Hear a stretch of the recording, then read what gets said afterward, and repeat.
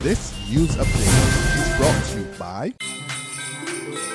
You got an upgrade for Christmas. If you're feeling lucky, you could win some money. Upgrade for Christmas. $200,000 in cash and prizes. With Lime, you could win some money. It's Lime's Christmas Lottery.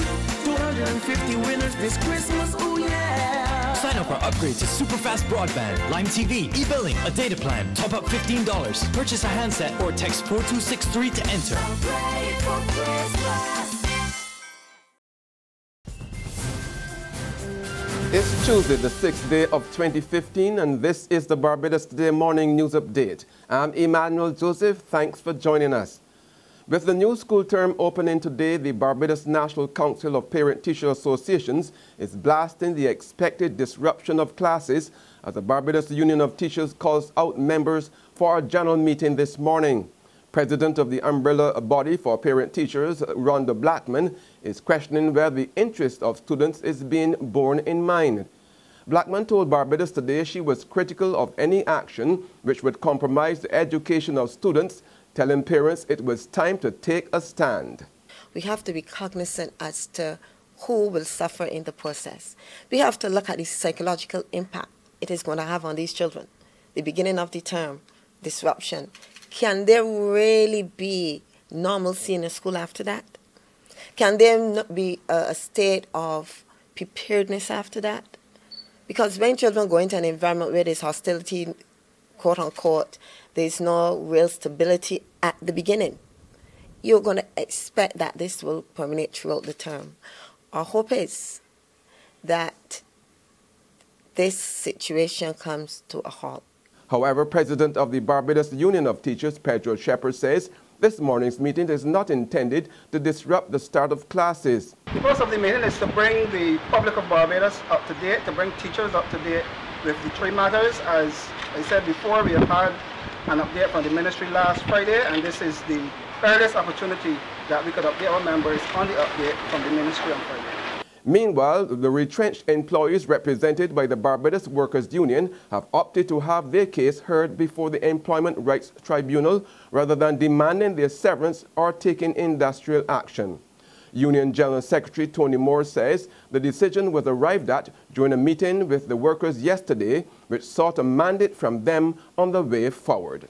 We are heartened that workers, these workers of the former workers of the National Conservation Commission, notwithstanding the hardship, have determined for themselves and not with any coaching by us that they would want to pursue the matter following a course of principle, one that seeks to demand for themselves justice because they are satisfied that had process been properly observed today, those among us in this audience would still have been working. It is our view, therefore, that the Employment Rights Tribunal, which is an institution which should not be seen simply as a collection of 9 individuals, once properly reconstituted, that we,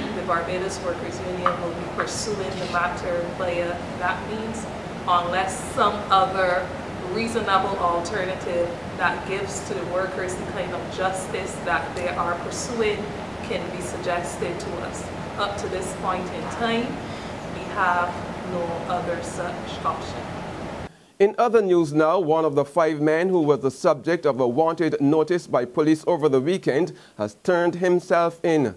Lawmen say 25-year-old Leon Garfield Lawrence of Block 10D Bonnets Housing Area St. Michael, alias Shrek or John, arrived at a police station accompanied by his attorney at law. They say Lawrence, who had been described as armed and dangerous, is now assisting them in their investigations. And residents of White Hills St. Andrew are hoping they have not been abandoned by authorities. Last November, heavy rains triggered a major landslide which virtually destroyed the main road, cutting off vehicular access. Last December, Transport and Works Minister Michael Lashley pledged to relocate residents and to build a new road. But when Barbados Today visited the area yesterday, residents complained they are still in the dark and are desperately in need of help. We would like to have a town hall meeting to know what's going on. If that's what's here, we need to know what's going on. Whatever we learn from the media. They ain't doing nothing. They will make a pathway so that somebody could drive in and drive out. Just have as it is. But if it do because the work system shut down during the holidays, you know what I mean? So I waited to see when this year, will this map get a little further down if they really come and try to do something. Make a pathway so that people can get in and out. There's a lot of issues, you know. So the first thing you got to deal with is the road. Opposition leader Mia Motley yesterday accused the Frendale Stewart administration of failing to act while the Unemployment Benefit Fund fell deeper into crisis. Motley leveled the charge in the wake of news that the fund was in serious trouble, taking in a fraction of the millions of dollars it was paying out. Motley said government must accept responsibility for the situation. In October, and then again at the end of November last year, I warned the country that the Unemployment Benefit Fund of the National Insurance Board was in peril. It was collecting $2.5 million on average monthly while paying out $5 million. As every Barbadian knows, this is unsustainable and a recipe for disaster. Indeed, the government has known about the crisis for months and that this situation needed to be resolved as a matter of urgency before 2015. In addition, they were aware for more than 2 years that their actions to extend the improved unemployment benefits for 22 months, as well as the establishment of a $10 million training fund, would have depleted the resources of the fund and it would have to be urgently replenished. This situation was compounded by the announcement of job losses at the end of 2013. Motley says the opposition stands ready and willing to assist where necessary. Meantime, she has given her support to a proposal to shift the contribution rate of employers to both the Severance Payments Fund and the Unemployment Benefit Fund. There's regional and international news after this short break. Hi, I'm Red Plastic Bag. Anyone who knows me knows I don't like cold.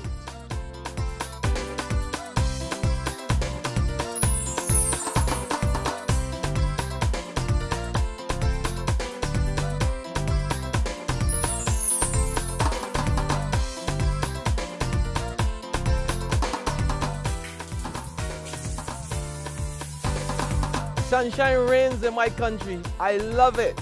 Get your sun power.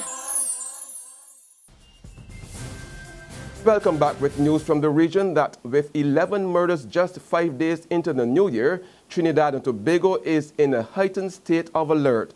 A statement from the Ministry of National Security warns citizens that law enforcers will be implementing tough measures to arrest crime. These include more joint police and army patrols, increased air patrols and surveillance, roadblocks and stop and search activities, as well as increased intelligence and surveillance exercises, specifically in all crime hotspots and among persons of interest.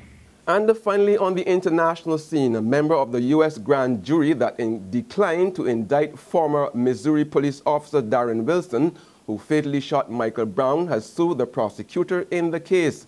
The lawsuit was filed in a federal court against St. Louis County prosecutor Robert McCulloch by the grand juror, whose name was withheld and referred to as Grand Juror Doe. The lawsuit claims that evidence was presented to the grand jury in a manner markedly different than in previous cases heard by the same grand jury, with the insinuation that Brown was the wrongdoer rather than Wilson. The grand juror also contends that the McCulloch's public statements about the decision not to indict were not entirely accurate, including the implication that all grand jurors believed that there was no support for any charges. And that's our Barbados Today morning news update. We will be back again this afternoon. But until then, remember to log on to www.barbadostoday.bb, subscribe to our e-paper and email updates, or like us on Facebook. You can also catch us on Izumi Media in bus terminals or screenplay at supermarkets and gas stations near you. Also, tune in to Channel 101 on Lime TV to get all the latest news and sports. I'm Emmanuel Joseph. Have a fantastic day. This news update is brought to you by I won. From me to me. For me? Yes.